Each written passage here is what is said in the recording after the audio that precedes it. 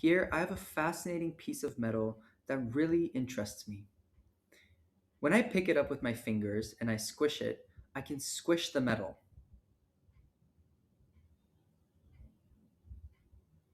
If I bring out a knife, I can even cut it as if it was butter.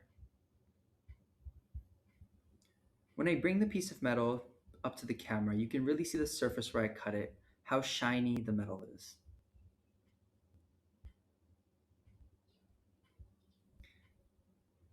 To me, this metal is a bit dirty though, and I think I want to clean it.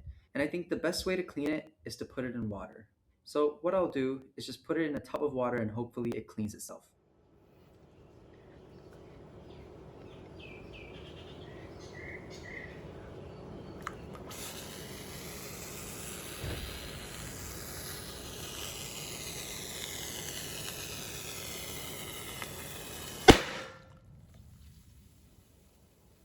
Whoa, that was weird. All I did was put a piece of metal in water and it just exploded. Well, there's something I haven't been telling you. This is actually sodium metal. And sodium metal is a highly reactive, silvery white alkali metal. Sodium metal is a group 1 alkali metal, meaning that it only has one valence electron and has an atomic number of 11. In water, it usually reacts to become sodium hydroxide, and in air, it reacts to become sodium oxide. Because of its one valent electron, sodium wants to react and get rid of that electron as fast as possible, which usually leads to an explosion. In the next reaction, instead of chucking a piece of sodium, I will first melt the sodium because of its low melting point of 97, and then throw it into water to hopefully see the reaction between molten sodium and water.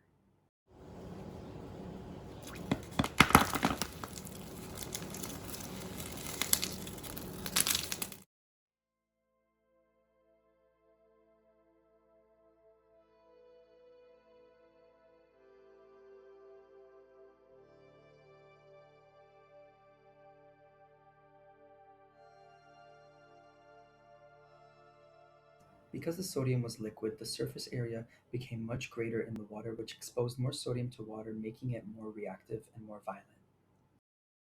Before proceeding, I checked the pH of the water, and the water did get to about an 8, which clearly means that we made sodium hydroxide. Although sodium hydroxide can get to a pH of 12 to 14, because there's so little in the water, it only went to about an 8. For the next experiment, instead of letting the sodium react with water, I'll let it react with sulfur.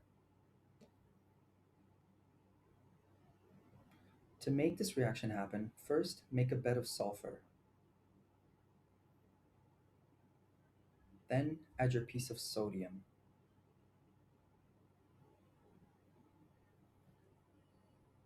Then add a bit of more sulfur on top of the sodium. Then add a bit of water to work as a catalyst to start the reaction. And then finally poke at the sodium to let some sulfur in.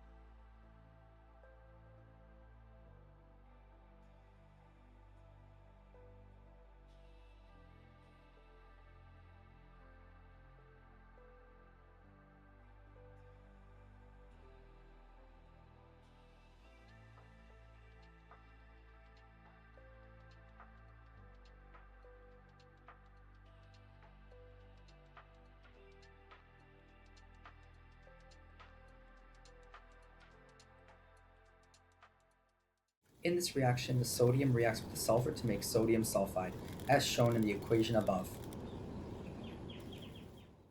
Here you can see the orange and the yellow parts of the sludge that are the sodium sulfide that we've just created.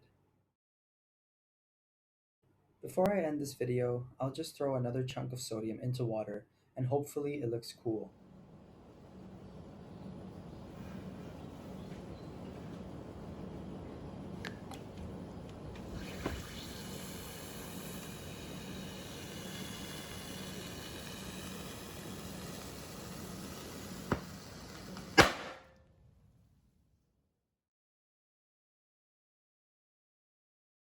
Sadly, in both camera angles, the sodium did go into a part of the bin that we couldn't see it, but it was still cool enough.